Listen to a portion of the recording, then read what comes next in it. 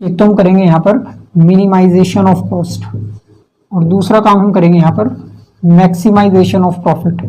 अब अगर हम बेसिक तौर पे इसे देखें तो बिजनेस के अंदर सिर्फ ये दो ही काम हम करने के लिए सारे स्टेप्स को फॉलो करते हैं कि हम जो भी प्रोडक्ट बना रहे हैं, जो भी हम सर्विस दे रहे हैं अपने कस्टमर्स को, कंज्यूमर्स को, उसकी कॉस्ट हमारी मिनिमम हो जाए। और दूसरा जो हमारा स्टेप होता है वो होता है कि हमारा प्रॉफिट मैक्सिमम किस तरीके से हो जिस बिजनेस को हम कर रहे हैं। तो ये दो चीजें हम फॉलो करते हैं और इसी दोनों चीजों को हम लेके चलते हैं कहाँ पर, ऑप्टिमाइजेशन टेक्निक्स में या ऑपरेशन रिसर्च में। यानी कि ये दोनों ही काम हमें लगभग हर साइंटिफिक टूल को यूज करते हुए फॉलो करना है। आते हैं टॉपिक पर अपने वापस। सबसे पहला काम इसमें होता है फर्स्ट स्टेप में, स्टेप फर्स्ट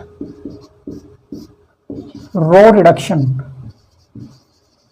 रॉ रिडक्शन ये इसका पहला स्टेप है। यहाँ होना क्या है, यहाँ हमें ये देखना है कि रॉ जो है उसको रिड्यूस करना पड़ेगा।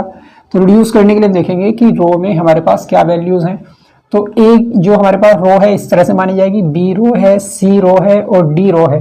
अगर हम यहाँ पे कहते हैं कि कॉलम, तो कॉलम जैसे हम जानते हैं डब्ल्यू, एक्स, वाई और जेड इस तरह से, यानी कि जो वर्टिकल होगा वो कॉलम होगा, जो हॉरिजॉन्टल होगा वो रो होगा। तो सबसे पहला काम रो रिड्यूस करने का है।